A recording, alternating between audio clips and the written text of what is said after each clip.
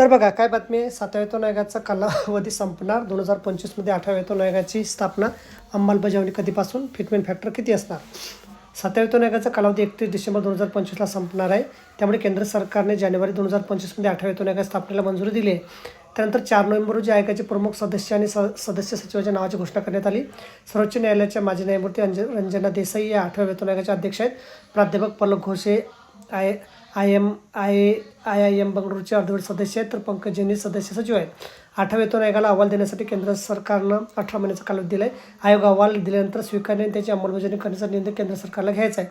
सध्याची स्थिती पाहता 8व्या वेतन आयोगाचा अहवाल जानेवारीच्या आत येणार नाही. त्यामुळे 1 जानेवारी 2026 पासून लगेच 8व्या वेतन आयोगाची अंमलबजावणी होणार नाही. मात्र 8व्या वेतन आयोगाचा अहवाल मिळाल्यानंतर केंद्र सरकार जानेवारी 2026 पासून 8व्या वेतन आयोग लागू करू शकतं. जेव्हा 8वा वेतन आयोग लागू केला जाईल तेव्हा केंद्रीय कर्मचारी आणि पेन्शनधारकांना दरम्यानच्या काळातील फरकाची रक्कम मिळू शकते. 8व्या वेतन आयोगात फिटमेंट फॅक्टर 2.4 ते 3.0च्या दरम्यान राहण्याची शक्यता आहे. 6व्या वेतन आयोगात फिटमेंट फॅक्टर 1.86 आणि 7व्या वेतन आयोगात फिटमेंट फॅक्टर 2.57 इतका होता. वेतन आयोग त्याचा अहवाल निश्चित करताना आणि फिटमेंट फॅक्टर निश्चित करताना काही गोष्टी लक्षात घेत असते. त्यात महागाई, दररोजचा खर्च, महागाई निर्देशांक, याशिवाय सरकारची आर्थिक स्थिती, अर्थसंकल्प क्षमता या आधारावर फिटमेंट फॅक्टर निश्चित केला जाईल. दरम्यान 7वा वेतन आयोग 1 जानेवारी 2026 पासून लागू करण्यात आला. त्यामुळे 8वा वेतन आयोग 1 जानेवारी 2026 पासून लागू केला जाईल असा अंदाज आहे. तर बघा अशा प्रकारे अत्यंत महत्त्वाची माहिती आपल्याला संबंधित असेल. व्हिडिओ सुद्धा आवडला असेल लाईक करा, शेअर करायला विसरू नका. धन्यवाद.